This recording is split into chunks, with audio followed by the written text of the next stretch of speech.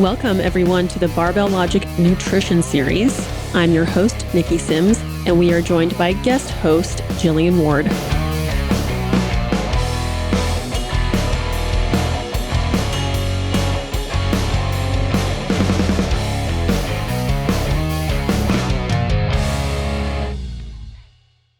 All right. Hello, everybody. Welcome back to the Barbell Logic podcast. I'm Nikki Sims here with the fantastic Jillian Ward again. And we just spent a few minutes reviewing what we're going to talk about today. And there's a lot of stuff we're going to cover, and I'm pretty excited about it.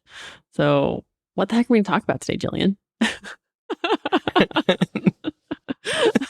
Jillian's set world records.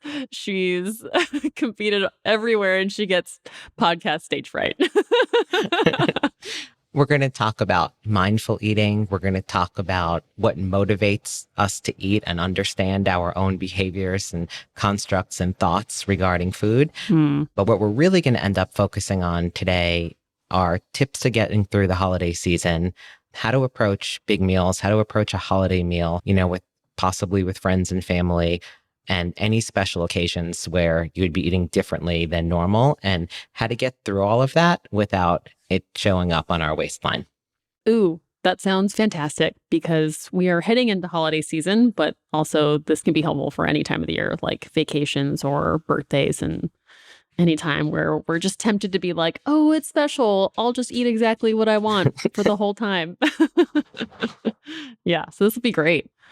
So to kick it off, you had a really good summarization of who our listeners really are. So the majority of our listenership agrees that strength training is the key to health and quality of life. But we have vastly differing beliefs on nutrition, and possibly even conflicting beliefs within ourselves about nutrition. And some of us, these beliefs have changed as we started lifting. So I think those of us listening that participate all agree that we need to lift. But, we do, again, very, very, very different things to nutrition. Yeah. And no matter what you do, the very first step for anybody that wants to make changes is understanding their own thought patterns around eating, nutrition, any behavior related to food. So it's like in strength, we're trying to get more weight on the bar. We're trying to build muscle, and we're trying to show that we can move more weight on the bar. And there are many ways you can skin a cat, really, with different types of programming, but it's like we're really trying to get more weight on the bar and kind of vary that as much as we need to. And then when it comes to nutrition, doesn't seem like we have that clear cut of a focus. Right, because there's so many other factors. So with our strength training, most of us train, 3 times a week, some of us 4 or 5, some of us twice. And that's once a day. So, when you look, we've got 3 to 5 occurrences during the week, and we know what our program is going to be. With food, with our eating behavior, we're eating, some of us are eating 3 to 5 times a day. Some of us are eating 7 or 8 times a day. Yeah. And we're not completely in control of it. Yeah. So we're eating with other people. We don't have food prepared. We have some kind of holiday or occasion. And there may be a time that we miss a meal that we didn't intend to. So there's so many other factors that get in the way, as opposed to our lifting schedule. Including what you brought up just a few minutes ago, like the human behavior patterns around food. Absolutely. And that's really interesting, because we're not robots. There's so much around it. So much. So in terms of separating it out, we all know that we want to use food as fuel, but we've discussed several times that food is more than that. So we have social feelings about food. We all have cultural feelings about food, what we've grown up with, what's the norm in our house. I'll give you an example of that. There's a lot of people that grew up in the clean plate club. You finished with what was on your plate. So for me, my grandparents, lived during the Depression. You're not wasting food. Yeah. And that got passed down to my parents. And not so much. Well, I can't say that because I gave the dog my leftover, so my parents wouldn't see me doing it. It was. You don't want to be wasteful. But take what you're going to eat. Okay. And then eat everything that you took. So some of it was also learning how to put a portion on your plate that you were going to eat and not waste. Yeah. But, that's a cultural thing to grow up in a home where you don't waste food. And if it's on your plate, that you eat it. One of the cultures in my home growing up was, if you're going to have a sweet cereal, you have to have a healthy cereal first. And like, is there really such thing as a healthy cereal that comes in a box? Maybe not. But yeah, I really thought about the different ways people are raised around food. Like, you have to eat your food if you want to play, or, you're not allowed to throw anything away. And then even parents take on the responsibility of like, well, the kids didn't eat everything, so I need to finish it off of their plate. Right. And how is food used in your family? And what is it linked to? Are you a family that eats large meals together, that you link that to happy times and holiday and celebration? Yeah. The behaviors that we've watched our parents do with food. Did your parents, did they drink diet soda? Did they do these are things that get embedded in us, and watching those behaviors. And then you add to that like emotional reasons for eating. Some of us eat when we're happy. Some of us eat when we're sad, when we're bored, when we're depressed. There's such a variety of things other than hunger that motivate us to eat. Some people just won't eat when they're feeling high emotions. Right. Yeah. And when you look at something like depression could cause weight loss or weight gain. Yeah. Anxiety can cause weight loss or weight gain. So I think just coming to an understanding of the reasons that you're eating, in addition to just it being fuel. And some of those things are like simple to say, I like the taste of food. Food makes me feel good. Some of us eat because we're afraid to be hungry. And I've experienced that with nutrition clients. It's like, well, if I don't eat now, I'm going to feel like this in a little while. Or we don't like the feeling of being a little bit hungry. Ooh, that's a big one right there. Yep. It's like we believe that being hungry is scary and wrong. Yep. Yeah. And even like the fear of missing out. Oh, so much FOMO. That something came your way. I mean, we've talked about this, like with the Girl Scout cookies. You have your Girl Scout cookies and I have Cadbury mini eggs stashed in my house. So I think I would ask everybody that's serious about training nutritional behavior to really evaluate the reasons why they eat. So how would you recommend even going about that? I think it could actually be linked to your food journal. Ooh, yeah. So if you're keeping both at the same time, well, chances are you've made some alterations if you're keeping some kind of food log. But I think even for a short period of time to maybe identify those reasons. And what you'll find is sometimes you don't even have a reason or you don't know. So I think linking that for a few days or a week in your food journal would be a great idea. So an example would be like writing down my breakfast of, 2 eggs, half a cup of egg whites, 1 piece of bacon, and like a cup of oatmeal. Would I just ask myself, well, why have I chosen to eat that? And then answer the question? Yes. But I would say if it's part of your norm, looking at it a little bit more big picture. So that's probably your normal breakfast, right? Yeah. So I don't know that would need something accompanied. If you had diverged from that and in the morning got up maybe and had, 2 cinnamon rolls or something outside of that. But even to write, so for your normal breakfast, did you eat that? Because to ask yourself, let's say the 2 eggs and a piece of bacon, were you hungry? Did you eat because you always eat at that time? Right. Did you eat because like that's your breakfast, that's your pre-workout breakfast? So it could be as simple as something like that. Like you ate because this is what I eat every morning. I feel good if I eat this way. But I think what it will identify is the behaviors like when you make an excuse for something, like 2 nights ago was the Marine Corps birthday and we drank a little bit more beer than we probably normally would. And the excuse was that it was the Marine Corps birthday. So it was either drinking for celebration or rationalizing drinking by the excuse of celebration. Okay. So it's not meant to be critical of the reasoning of why you're doing things, but I think it helps to identify if you see a pattern.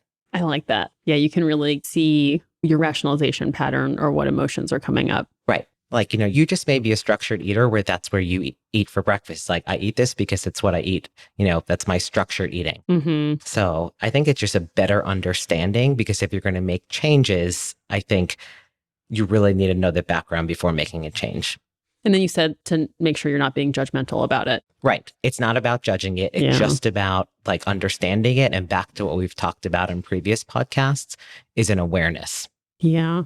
So it's not deciding that I ate a donut and that was bad. It's just I ate a donut because I wanted XYZ. Right. Boom.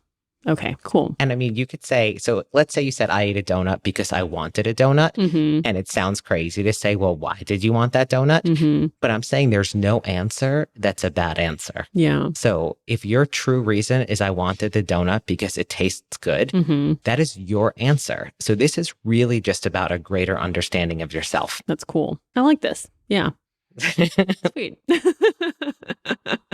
I feel like that could be helpful for actually taking guilt away. Like, you know what? Yes. And making you have more, this isn't a real word, but okayness in your decisions instead of being like, I want a donut and I know it's going to be bad, but I'm going to rationalize it by XYZ. But it makes you feel like at peace with your decisions. Yes. But you'll also understand the rationalization for behaviors and realize, like I said, 2 days ago, I justified alcohol consumption beyond what I consider my norm for the day based on a celebratory occasion. Yeah. So in the same sense, let's say, someone didn't like the election results. They'll justify, well, I drank because of that. Right. Are you linking additional calories, alcohol consumption, sugar consumption to emotions? Yeah. And external events that are really just out of your control. Yeah. Yeah. And we do it. So we're not just speaking right now about, going into the holiday season. Like we're all in a crazy time. I mean, all of 2020 is unique. Yeah. In that it's outside of the norm and there's going to be, heightened anxiety, Well, just, like the holidays are special times, right? Right. It's out of the norm. It's easy to make excuses. It's togetherness. There are a whole lot more other kind of traditions and everything around that, but it's just different than the norm. And now, like you were just saying, it is different than the norm. Right. So yeah, I think what your learnings are just going to apply all over the board. Some of us, if we lose the holidays or don't get to gather with families, will use that as a justification to eat. Totally. Yeah, totally. I think I've done that a couple years. So is there any other exercise that you would recommend for people to kind of learn more about their individual behaviors around food? I think if somebody was very, very curious, perhaps going into how they were raised about their thoughts about food and where they're at now, and even understanding where that shift came from. It's like food therapy. So when I do nutrition plans for people, I try to get a sense of all of this. Did you grow up in a food-centered culture? Like, did you grow up someplace where food was the answer to everything? You had a bad day, just have an extra serving of something. Did you grow up where somebody thought you were unhappy if you didn't eat what was on your plate? Yeah, okay. So I think understanding is like, we need to see the whole person. Ooh. Yeah, so if y'all get to hang out with your families over the holidays, it would be a cool place to like pay attention to like, where's this coming from? Like, we have sweet potatoes with marshmallows. That's just how it is, stuff like that. Okay, cool. So I'm thinking of getting into how we succeed during the holiday season, but we could apply that pretty much to kind of any season of time, whether that's the pandemic season, anything, a summer vacation. Yeah. So the number one thing, and it's what we've been speaking to throughout the series, is just the awareness. Okay. Yeah. And like for us, the holiday season, for many of us, the holiday season begins, right around the time of probably Halloween. Halloween. Yeah. Yep. I know some people who on November 1st, they had their Christmas trees up. Right. And it's all around us. Yeah. You go to the grocery store, there are aisles of candy and stuff, like just be aware of how your behaviors change. Yeah. So in October, all this candy comes out, what shifts in your behaviors at that point? Do you keep a candy dish around at the house? Or do you have leftover Halloween candy in jars that you go by and you grab a piece, and when you run out of that, do you substitute it for Christmas candy? Do you go from your orange and black M&Ms to your red and green M&Ms? Yeah. Yeah. What if you like never knew that you always had M&Ms in your house? and you just thought that, well, it's Christmas. They're Christmas M&Ms, but it turns out you just always eat M&Ms. I found that everything has just felt the same, like since all this started. Like the seasons run together, the months run together, living and working in the same 1,300 square foot just runs together. It's just like the same damn thing every day. And so like when fall stuff rolled around, I was like, hell yeah, like finally this feels different. And I can totally see how I'm going to use food to be like, to make stuff feel different. Yep, I feel exactly the same way. Like pumpkin. Yeah, give me that pumpkin It's like stuff. I'm going to make everything pumpkin possible, or now cinnamon flavor. So what I find is a good substitution for just, all of the eating is decorate. Decorate for the occasion or the holiday, like decorate your home. That's a great idea. Pumpkins all over the walls. I think that's a fantastic idea because, I think to some extent eating and baking and everything is like totally creative and it's an activity. So now you can use that as that creative outlet and to change your scenery with a different means that you won't eat. Get a scented candle. Like if you want the scent of the season in your home, like I'll rotate my scented candles. And that's been exceptionally helpful with what you said, where it feels the same all of the time. Yeah. Like nothing changes, and I'm like, it could change just something like, how powerful scent is. Like, went from fall scents and then I'll probably go into Christmas-like scents and you can't eat it. So there's no calories. I am going to find some M&M scented candle and I'm going to put that all over my house. You're right. It's good that you can't eat candles. Okay, everybody, don't eat your candles. Or your Christmas tree.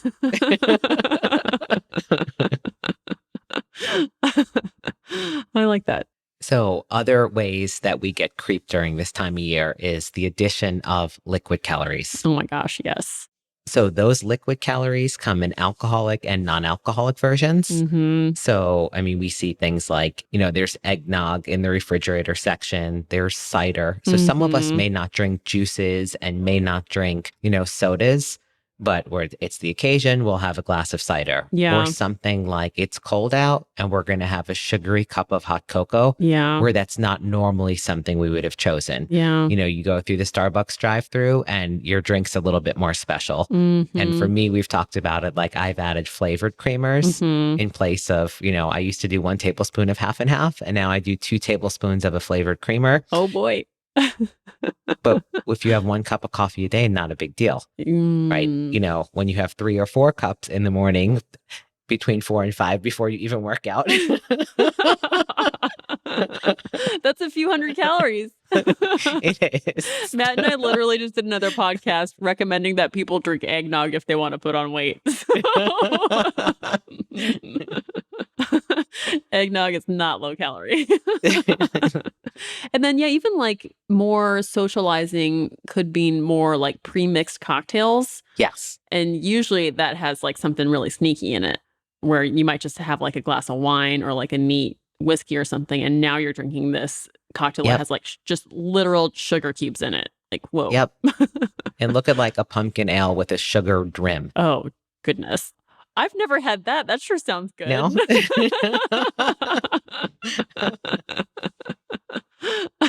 Good idea. Yeah, very sneaky. And then what other sneaky things come up that creep in? So people bringing stuff. I know a lot of us are not at offices right now or schools, but usually during the holiday season, people are bringing in festive foods all of the time. Yeah. And I know for me, again, going back to my cultural feelings about food, if somebody bakes something or makes something homemade, I feel compelled to eat it. Yeah, because it's a nice offering. It's something really kind. Right. Yeah. But like this time of year, you'll see, maybe not so much with the pandemic, like something you would all reach and share, like a box of donuts. But typically this time of year, we see a lot more of that stuff. Yeah. And we see an increase in social eating occasions. Totally. And those people who love to bake that stuff, like they might still want to bake that stuff. Right. And then where's it going to go? Into their own mouths.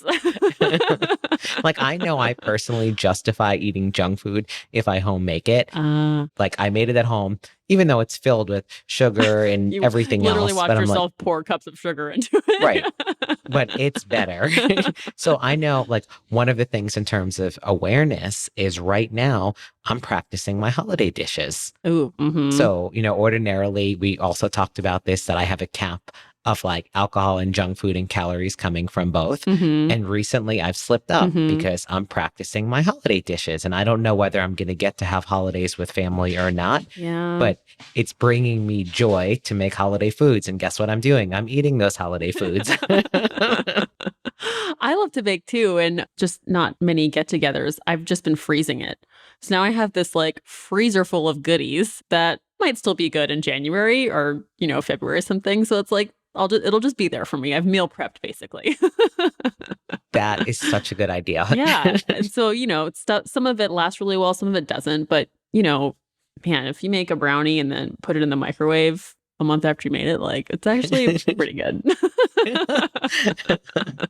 So yeah, use your freezer. That's right. People are listening to a nutrition podcast.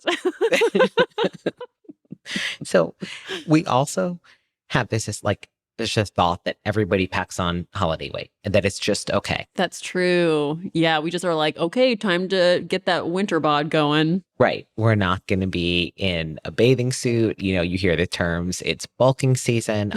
I've had several clients, even in the last week, it's like, oh, is now a good time for a bulk and stuff. And nobody would ask me that in July. True. Right. Is now a good time for a bulk. Yeah. So, basically we're inside. A lot of us are less active. The days are shorter and it's normal, to like eat differently, to eat higher fat foods, to eat more comfort food. But we have this as part of our culture, this concept that this is the time of year to let it go a little bit. Because in our minds on January 1st, everything changes. Yeah, that's right. We're all going to just get right back into it on January 1st. So whatever happens between now and then doesn't matter. So we allow the last 15 or 20% of the year, like to get away from us with these things, with the understanding that January 1st, things changed. Yeah. But if you look at it, how motivated is somebody? January is the depth of the winter. There's no holidays, there's nothing. The worst is February for sure. February is the worst month because you've kind of survived January. You're probably fallen off whatever new nutrition kick or whatever kick you were on. The days are still horribly short and it's only colder than January. So it's colder and now summer is actually surprisingly soon and you still have your December bulk. Yep. And the motivation wanes because you still can't see the light. Yeah, exactly. Yes. So we've conditioned ourselves to allowing this time of year in general or whatever as some amount of slippage because we tell ourselves that things are going to change. Yeah. I remember, and I think I've actually written this in my logbook, how I've done that in February. It's just like feeling super bloated in February. And I remember that so well that now in December, I know I don't want to deal with that. Yes. I'm just not going to put myself in that position. February Nikki is not going to have to deal with December Nikki's sins. So the real reason that people don't start in November or December is that they believe that it's not worth it. Yep. With all of those meals in there. And that kind of leads into approaching the meal. It's like, well, why would I start now if I have this coming up and this coming up and that coming up? Yeah. And that's how November and December get completely thrown out. So, Jillian, I have to admit that sometimes I walk through these imaginary conversations with you where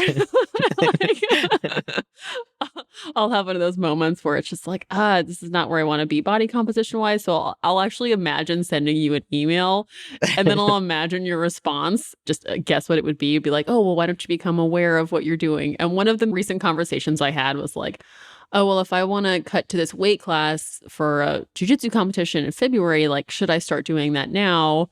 And I was like, no, don't worry about it. You're entering holiday season. Like, what good is it? So I've literally had this conversation with you before in my head. You didn't know about it, but now you do. So what do you say when someone convinces themselves that it's not worth it during this difficult time of the year? So oftentimes I will ask somebody to, on a calendar in front of me, scratch out all of the occasions they know that they're going to, I don't say eat poorly, have indulgent meals. And then even if there's 10 or 15 of them, show them how few that is over the course of those months. That's really good. So even if every Friday and Saturday night you have an occasion from now until the end of December, what about Sunday, Monday, Tuesday, Wednesday, Thursday? What about breakfast and lunch? What about all of your snacks? So really to get to the understanding that it's a holiday meal or any celebratory meal or big meal is just a meal. It's one meal. Mm-hmm. And I've spoken about this before, but every meal is opportunity. Yeah. And it's opportunity to make a choice. So that one meal should not cascade into a weekend, into a week, into a month, into a season. Yeah. Thinking about how many good meals you can have between today and the end of the year is pretty awesome. That's a lot of good opportunity. Right. And you could make progress, even if you're somebody that wants to take off pounds. It may not come at the same rate with these interruptions, but you'll still get there. Because again, it's identifying, it's not, you don't get fat from one meal of high calories. You may get a little bloated, but it's true. You don't. Right. Yeah. Right. Yeah. Totally. That's something that I think, well, we forget. I think showing people where they think there's just no reason to eat well because there are all these things that are going to get in the way and navigate obstacles, and to look at it differently. And like, those are challenges and those are obstacles, but you could still get to the finish line. You just got to go around them. Yeah, I like that. Ooh, what other ideas do you have? So like talking about pre and post going into either a big meal or a weekend of eating or maybe a vacation, what do we do? So if we want to still be making progress, so for some of us, progress may look like maintenance, not putting on weight. For other ones of us, we're possibly looking to get leaner. What do we do before going into that meal, event, holiday celebration? And what do we do after that? So we know that meal, if it's one meal, maybe not such a big deal, but maybe we're going on a 3-day trip. Yeah. Maybe you're somebody that gets invited to 2 Thanksgiving dinners. Oh, yeah. Maybe there's 5 of them for you. Yeah. So it's really identifying that first, how many of those are coming up. And then it is okay to create a deficit going into that time. Okay. So let's say Thanksgiving is, because it's all a balance over time. Again, your body doesn't start and stop in any one day. Let's say you're going to have a normal Thanksgiving on Thursday. Okay. I would probably go into a slight deficit Monday, Tuesday, and Wednesday of the week. And when I say slight, probably eat 20% less than I normally would. Yeah, you don't want to be like so hungry that you're just going to start eating all your M&Ms. And so a couple of reasons for that. So, one of them is we don't want to create a binge behavior. Yeah. We want to feel good. Maybe we're not on like a crazy kind of diet, but I would go into a small deficit leading up to the day of. Okay. Not necessary, but it's a strategy if we're looking, say, to lose weight. Okay. Is to be eating well, if you're looking to lose weight, you're eating at a deficit anyway. Yeah. But somebody like me where I'm looking, so right now I made myself kind of a promise, was that I weighed myself on November 1st and I am going to be the same weight or lighter with the same waist measurement or smaller on January 1st. Oh, cool. Nice. So that was a commitment. I don't know that I'm going to be able to make progress in that time because I have a lot of kind of food things coming in the way, but I want to have the same body on January 1st that I did on November 1st. I like that. So for me, Thanksgiving week is probably going to look like slightly cutting back on Monday, Tuesday, and Wednesday. But for me, that cutting back doesn't need to come from my quality foods. That might mean giving up my dessert and my glass of wine at night. Okay. So that's where it would come from. And then the day of, which is a really, really good question. How do you approach a holiday meal the day of? Yeah. So generally, Thanksgiving is a big one. We may be beyond Thanksgiving by the time this podcast comes out, but we'll talk about approaching a big meal. Do you not eat anything during the day? Several clients said, should I just have a few protein shakes before you go into it? So we know that large meal is going to contain an abundance of carbohydrate and fat. Yeah. Do you agree? 100% of each. Yes. It may have a bunch of protein like turkey or some kind of meat or whatever, but we know there's going to be no shortage of carbohydrates and fats. Yeah. So I personally like to eat something because for me, if I go all day until late in the afternoon and don't eat, not only do I not feel well, maybe I get shaky or a headache. For me, my digestive system is not prepared to handle what's coming at it. Totally. Yeah. And you'll also show up and have your first glass of wine on an empty stomach, and then you'll just be that girl. So for that alone, some people are accustomed to like intermittent fasting and I'm not. Yeah. So I don't go into that big meal having nothing during the day. So I want to make sure that I'm well hydrated going into the day. And then for me, something like Thanksgiving, I'll probably have 2 small meals consisting of protein, relatively low fat, and some kind of fibrous carbs. That may look in the morning like a couple of eggs and a slice of toast. And that may be just like, Greek yogurt and fruit for lunch. Yeah. But relatively small meals, but something that's going to keep me sustained, keep me feeling good. And again, like you said, you don't want to go someplace and have that first glass of wine. And like, I've done that and like, I've been done. Yeah. It's like you're instantly hungover too. And then you just can't enjoy yourself. Yeah. Yep. So generally, if you don't eat anything all day before going into it, it's going to lead to either you're absolutely going to binge or you're not going to be feeling your best. So I personally do not recommend avoiding all food prior to the big meal. Yeah. And I think another mistake that people make is coming out of it because of guilt. So too often I see this recurring behavior of after a big meal or a celebration, the person just decides to skip meals. Oh, I'm not eating tomorrow after what I did. I've eaten enough for the rest of the month. Right. What ends up happening is kind of a crash and then a binge. Yeah. So I do recommend, like, you may feel awful the next morning depending on how you ate and may not be able to eat breakfast in the morning, but resume your normal meal as soon as possible. Ooh, it might even be good to have some meals prepped and like in the fridge. Yeah, that would be good. Like you can take all the turkey home with you. Yep. And I like the idea of even maintaining probably a little bit more of a deficit for a couple of days. Okay. Yeah. So, if I had enough dessert that probably was worth a week of dessert, I'm going to try a couple of days without eating it. So my suggestion is a little bit of deficit on the front end, a little bit of deficit on the back end, but not so much that it backfires on you. Yeah. Yeah. What about like, do you recommend that they do anything active? Like maybe make sure they train that day or go on walks or... That is a great question. If it's supposed to be part of your training, continue to do it.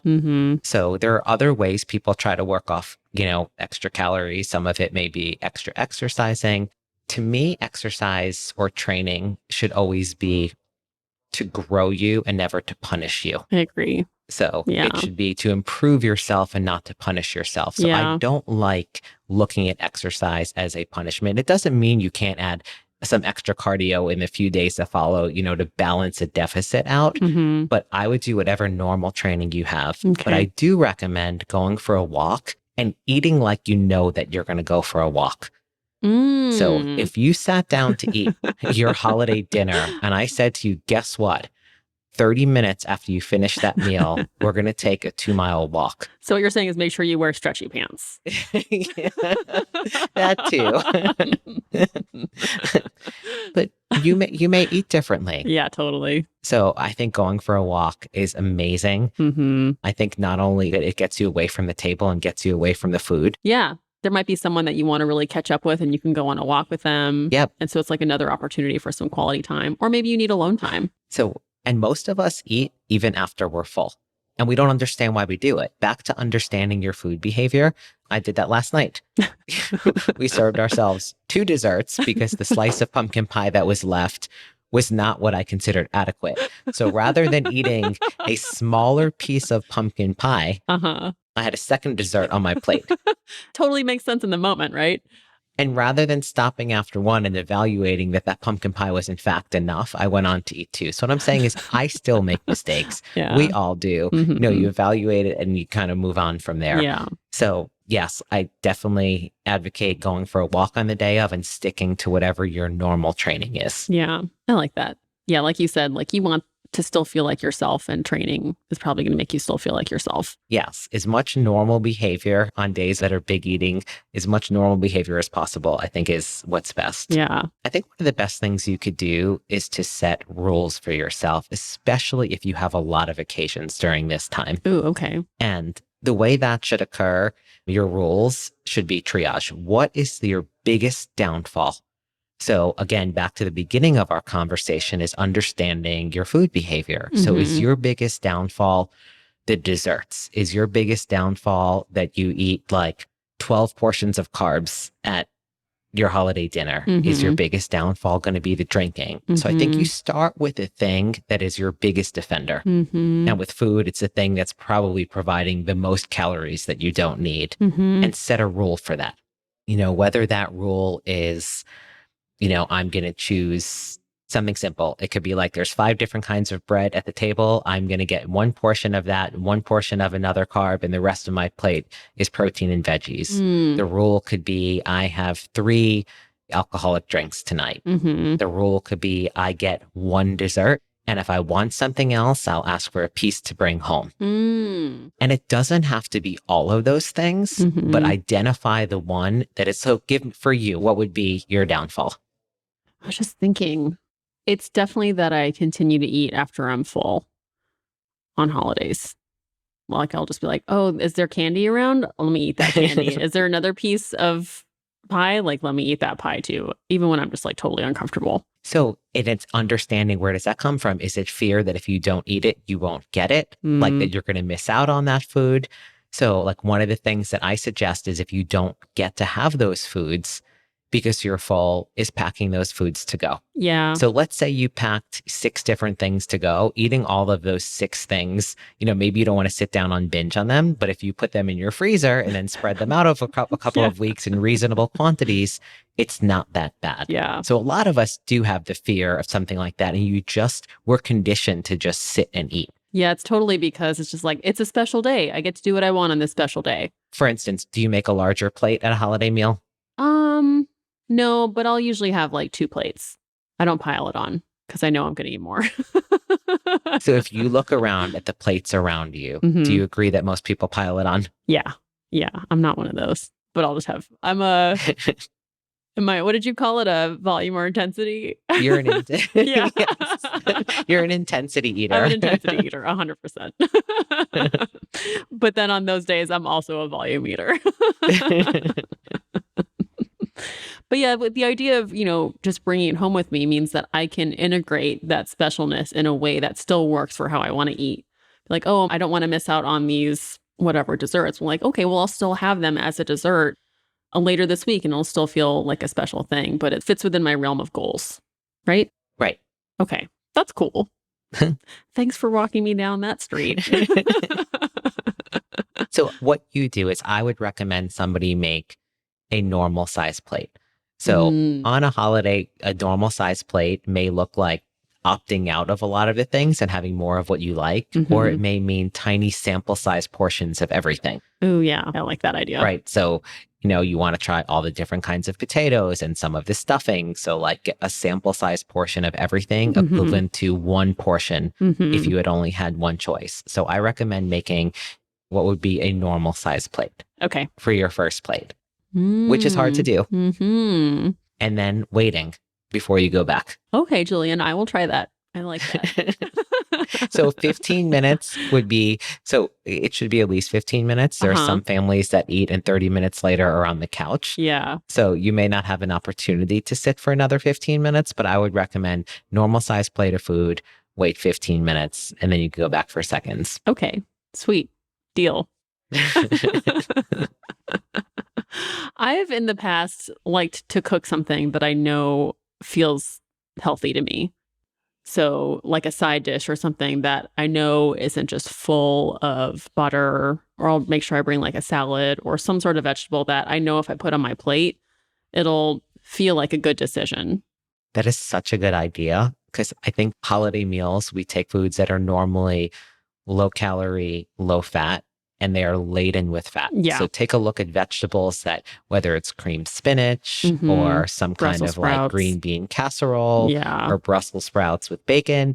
So we take something that would normally take up space on our plate. And now, that same thing that may have been 40 or 50 calories is now 400 or 500 calories. Yeah.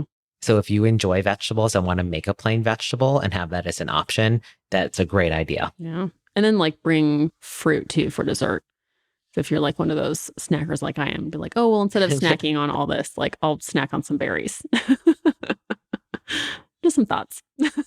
I love those thoughts. And I've also learned not to impose my healthy option on everyone else. Oh, yeah. So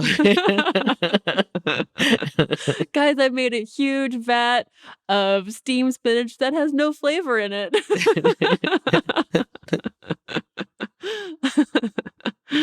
I don't remember, because we may have just talked about it before we got on the podcast. Did we talk about the volume and intensity eaters? No. Okay. just a second ago.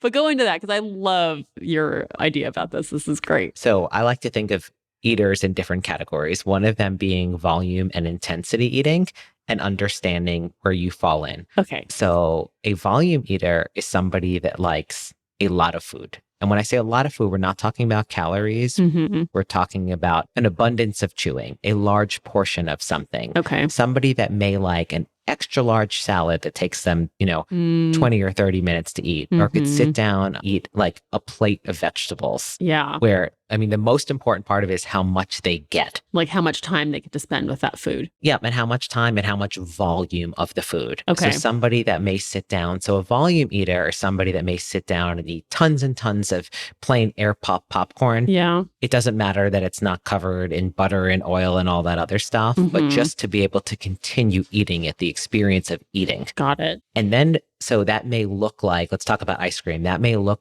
like eating an entire pint of a low calorie or low fat ice cream. Like I'm going to eat the pint of Halo Top, which is nothing because I could probably put down a half gallon. But anyhow, sounds like a challenge.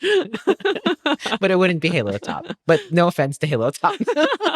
No.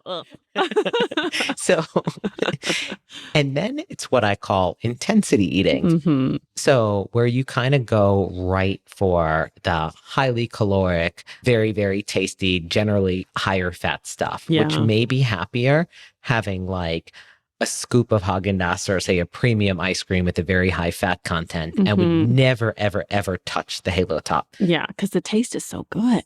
Right. Yeah. I'm literally thinking about this Haagen-Dazs ice cream that I have in my freezer right now. So they go in for it like, they want, a big giant breakfast. They don't need the big giant breakfast with tons of fruit or tons of this and stuff. Like they may want like, one sausage, egg and cheese biscuit or a buttery croissant, generally higher fat content and higher calorie content, but less volume of food. So really, it's like you could eat the same amount of calories, but either be, in some cases, be a volume or an intensity, but the same amount of calorie is consumed. So recognizing this about yourself, and there's no right or wrong about being a volume or intensity eater, and those things even change. And you could kind of be a mix. You don't need to fall on one side or the other of it. I know I've definitely been both over all this. Yeah, it's interesting. Yep. Yeah. Generally, when people start reducing calories, so when somebody is in a deficit, I will often see somebody going from being what I call an intensity eater to being more of a volume eater. 100% have done that. Yes. Yeah. So, which is totally normal, but understanding these helps shape your nutrition plan. So if I'm working with somebody and deciding on a snack for them, am I going to give them a high intensity snack, like maybe, a piece of cheese and some nuts where they get very little bit of it, but it's super calorie dense? Or, am I going to give them fresh cut veggies, a whole bunch of it with some hummus or something? And really, it's just understanding back to like what drives you with your eating. Yeah. Why do you enjoy eating certain things? Yeah. Yep. So in addition to like what we talked about, like a volume and an intensity eater, there are like some of us that pick and graze. So tell me a little bit about your eating throughout a day. Throughout the day, I generally will have mostly meals, except for around snack time. Then I'll graze on fruits, nuts, vegetables, snack grazer. Then I'll have meals. And then at nighttime, I'll have a meal, but then I'll also graze again on desserts. So how many times a day would you say you have an eating occurrence? 3 meals, and then probably like another 3 or 4 snack grazing sessions, I'll call them. So you're eating 8 times a day? Yeah. Yep. Definitely. Yeah, for sure. So that's your behavior. Then you see people that what I call are feast and famine. They could go most of the day. It never occurs to them to eat. And then they have a giant meal. That's what I turn into when I travel. Like, because, I'm just, I'm in my own damn home all day. So it's like, I can have 8 meals. But then, when people travel, it's just like, well, you're going to be on a plane or you're going to be moving through airports trying to get from one place to the other, or you have to eat with people at a certain time. So it's interesting having to switch gears from, your natural habitat to a new environment. And I think to kind of look at all of that and understand that there really is no right or wrong way to go about it. It's doing the best within the confines of what what works for you. And it's very hard to take somebody that goes from eating once or twice a day and have them eat 8 times a day. They're not going to sustain that. Yeah, totally. Or if you take somebody that eats multiple times a day and tell them, oh, you should try intermittent fasting and to eat twice a day. You're like, whoa, Jillian, you're saying I'm supposed to be hungry at some point? Like, no, thank you, ma'am. So that's what I want to point to is there's so many different ways about it. And we go back to full circle. What we talked about in the very beginning of all this is it really comes down to the quantity of food that you're eating, meaning calories, and the quality of the food, no matter how you approach it. Whether you are going to be a volume eater, an intensity eater, whether you're, a grazer or whether you're feast and famine, but just looking at the bigger picture. Oh, I love it. Whoa, it just came all full circle. Whoa. Ideally, so rather than feeling like we should be, is you could do feast or famine or you can graze all day. I mean, I would start somebody and recommend, probably 3 regular meals and 1 or 2 snacks. Yeah. Well, that's really cool. I love the idea of being okay with whichever one you're doing, but just having some awareness of where it's coming from. Yep. And just making the best choices within that. Because I've seen it all work. I've seen people do intermittent fasting and have great results. I have been myself on a contest prep bodybuilding diet and eaten 7 or 8 times a day and had great results. And also maybe one that worked for you well before isn't going to work well again this time. And that's fine. Something else will probably work just great. So there's what works, like what's actually going to work science-wise. And the other thing is what we're motivated to and like feel some kind of motivation to stick to. Yeah. Oh, I love it. Honestly, the more I've learned about nutrition and even just our conversations, it's made me, I don't know if demonize is the right word, but I feel like as much as I think about nutrition, I feel like my relationship with food is generally pretty healthy in the sense of like, if I do this, it doesn't mean that I'm better than anybody or it doesn't mean that I'm worse than I should be. It's just, you get to enjoy food. And it's like, the more you learn about it, the more you learn about what's behind it, the more you allow yourself to enjoy it. And it's really fun. Yes. Yeah. And it's okay to enjoy food. And that's another thing that I think we tell ourselves when we start looking at it as food is just fuel. You shouldn't have attachments to food. It's not true. And there's nothing wrong with enjoying food and still get results. Yeah, that sounds like a fun life. So what would you say?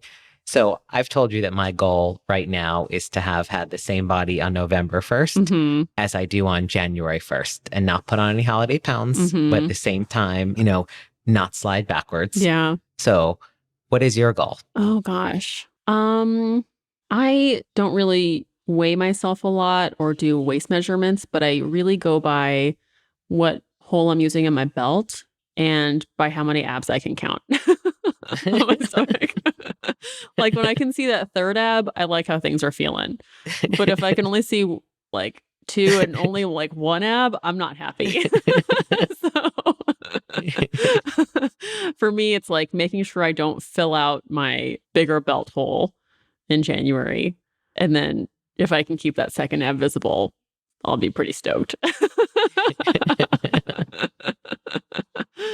That's okay, right? Absolutely. Yeah. Absolutely.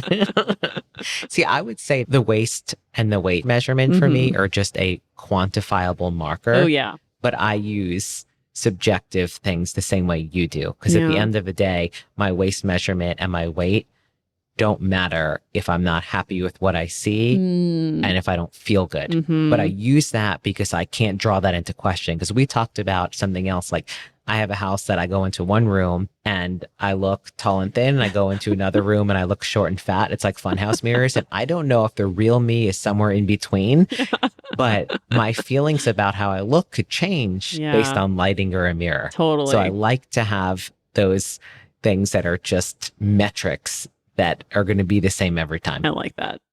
I always feel pretty good when I'm hanging around like Matt Reynolds and Andrew Jackson because I'm like so small. But then I'll like hang out with the girls I do jujitsu with, and I literally like 40 pounds more than all of them do. And I'm just like, wow, I'm a Yeti. What? You have to have your own little metrics. So relate to that. I have a very similar thing is when I'm around my sister. Oh, yeah. So I know I've also talked about her before, but we're close in height. We're about 1.5 inches apart in height. I'm about 1.5 inches taller. Mm-hmm. And I outweigh her by at least 40 pounds. Oh, my goodness. Wow. Yep. Yeah. I'm like, I don't want to take a picture next to you. I love you. Like, can you stand like 3 feet in front of me and then I'll stand 3 feet behind you? Yeah, we have to have our own little awareness bubble. That's so funny. But it also means I get to eat more than her. Yep. To feed those guns. Well, awesome. This has been perfect because not only does it apply to holidays, just anything special out of the ordinary, which it's good to have to look forward to. So you want to be able to look forward to that without beating yourself up over it. So, man, thanks for all that. Okay. This was very fun. Yeah. Okay, everybody, enjoy yourselves. Enjoy your food. Everything you do is fine. Thank you guys for listening if you've made it this far. Yeah. All right. See everybody later. Thanks, Jillian. Thank you.